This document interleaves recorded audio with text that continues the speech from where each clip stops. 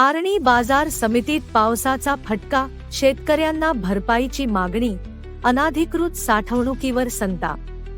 आर्णी कृषी उत्पन्न बाजार समिती परिसरात 5 मे 2026 रोजी झालेल्या अवकाळी पावसामुळे शेतकऱ्यांच्या शेतमालाचे मोठ्या प्रमाणात नुकसान झाले आहे.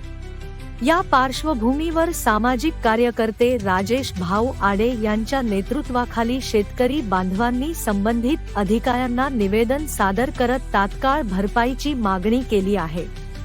निवेदनात नमूद करण्यात आले आहे की बाजार समितीत विक्रीसाठी आणलेला गहू, हरभरा, तूर यांसारखा शेतमाल पावसात भिजवून खराब झाला.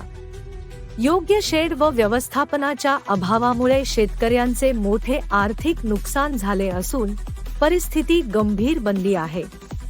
तसेच काही व्यापाऱ्यांकडून शेडमध्ये अनाधिकृतपणे माल साठवून ठेवण्यात आल्याने शेतकऱ्यांना जागा मिळत नसल्याची तक्रार करण्यात आली आहे. त्यामुळे संबंधित व्यापाऱ्यांवर तात्काळ कारवाई करून शेड रिकामे करण्याची मागणी करण्यात आली. यावेळी निवेदनावर पुढील शेतकरी व नागरिकांच्या स्वाक्षा आहेत.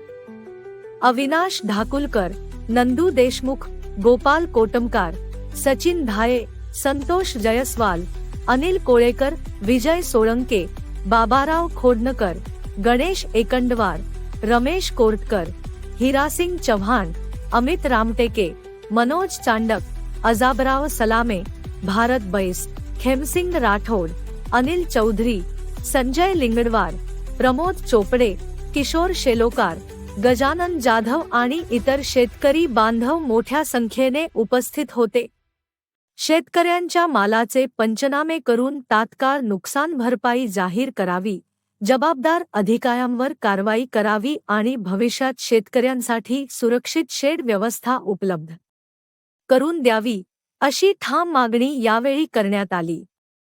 प्रशासनाने त्वरित दखल घेतल्यास तीव्र आंदोलन छेडण्याचा इशारा शेतकऱ्यांनी दिला आहे. शेतकऱ्यांच्या हक्कासाठी ठाम भूमिका घेत न्याय मिळेपर्यंत लढा सुरूच राहणार असल्याचा इशारा सामाजिक कार्यकर्ते राजेश भाऊ आडे आणि शेतकऱ्यांनी दिला आहे.